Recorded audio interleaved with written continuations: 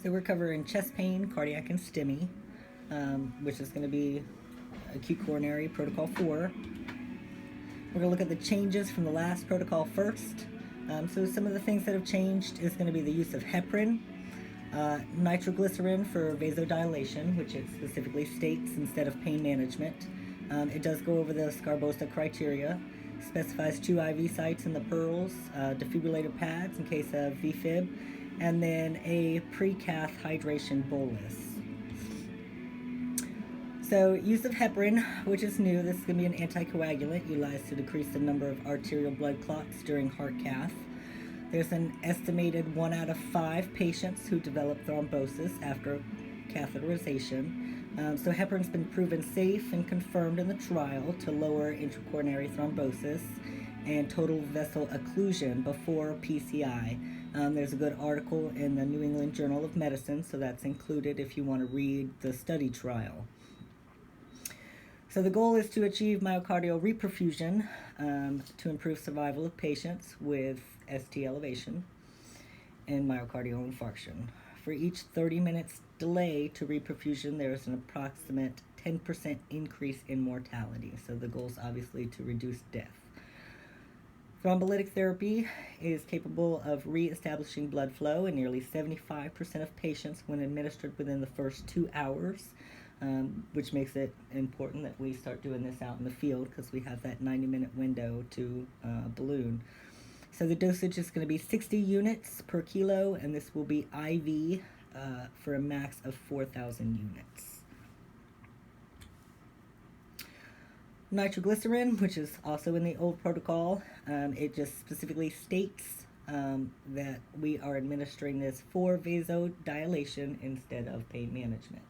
So even if they are pain-free, we are still giving nitrates. It's utilized to dilate the blood vessels to allow oxygen to reach the muscles. Multiple doses can cause cyanide buildup in some patients, so we have a max of 3 sprays. Dosage is 0.4 milligrams, and this will be a sublingual. And then we have nitro paste, which is going to be administered topically, dose per systolic blood pressure. So systolic over 100, 1 inch, systolic over 150 is 1.5 inches, and a systolic over 200 is 2 inches.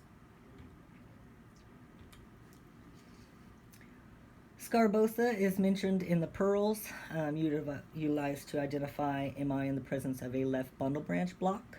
And we are looking at concordant and disconcordinated leads. So concordant ST elevation greater than 1 millimeter, and concordant meaning that they get along, so they're both going in a positive direction, or the same direction as the T wave, and that is equal to 5 points. Or concordant ST depression greater than 1 millimeter in leads V1, V2, and V3, and that'll be 3 points. And then your disconcordant, which is the opposite direction of the ventricular complex, and that's going to be ST elevation greater or equal to 5 millimeters, which is 2 points. So anything that's greater than 10 is usually associated with LVH, so not reliable. So equal to greater than 5, but less than 10. So anything greater than 3 points is a 90%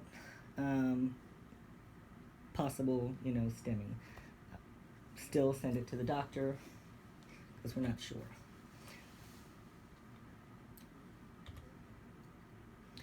Pre-cath hydration, where it talks about giving a pre-catheterized bolus of 250 to 500.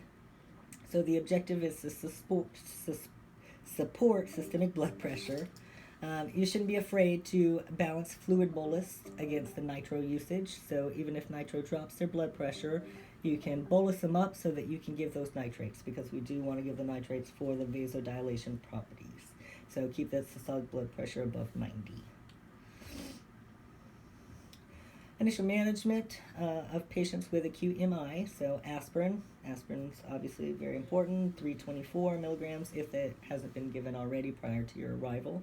You're going to obtain IV access. They're looking for 2 IVs, and then balance between oxygen supply and demand to prevent further ischemia. We'll talk about that in a minute. Pain relief, and then prevention and treatment of complications. Most deaths associated with ST segment MI occur early, and they're primarily the result of VFib, which is why it says put the pads on.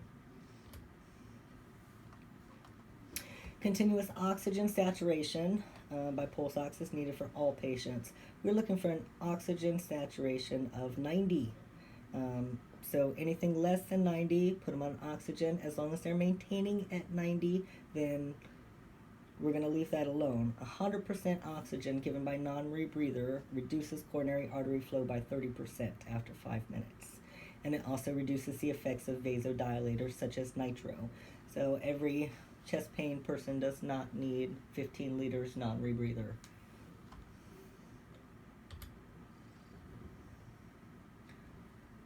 This is aspirin. Dosage is 325, however, we carry 81 milligram tablets, so 324. Nitrates, we did talk about this. This is important for reducing the ventricular preload, so it leads to the reduction of the workload of the heart. And again, max of 3 sprays, 0.4 milligrams sublingual. Most common side effects are going to be hypotension and headache, so again, don't be afraid to bolus and continue your nitrate. And then given something for pain, you can treat it symptomatically for pain with IV fentanyl, 1 mic per kilo. Initial dose may repeat 25 mics every 25 minutes for a max of 200. Dilaudid can also be utilized. And then monitor patients for hypotension, vomiting, and depressed respiratory effort. So we should not be given pain management and the patient is off the monitor.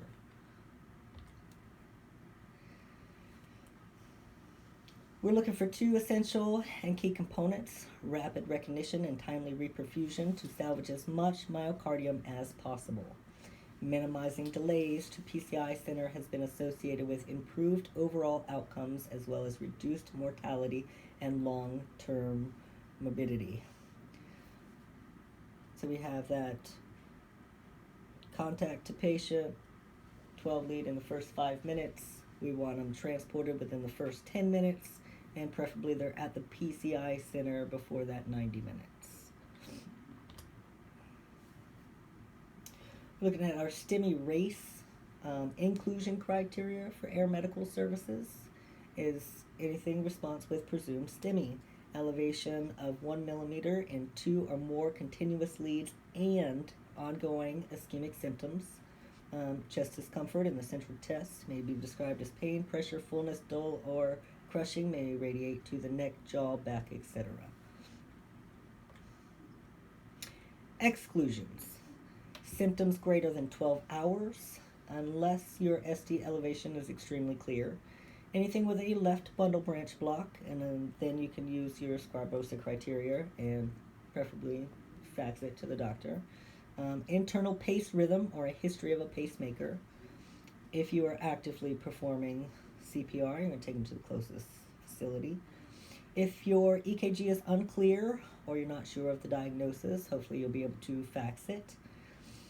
If the patient refuses air transport, severe comorbidities such as renal failure, severe COPD, severe bleeding disorders, and or chronic anticoagulant therapy.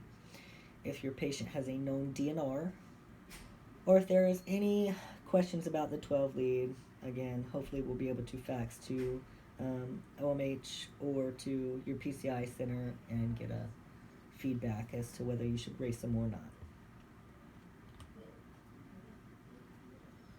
So currently we have it set up when the EMD code is a 10 delta for chest pain or a 19 delta for heart problems.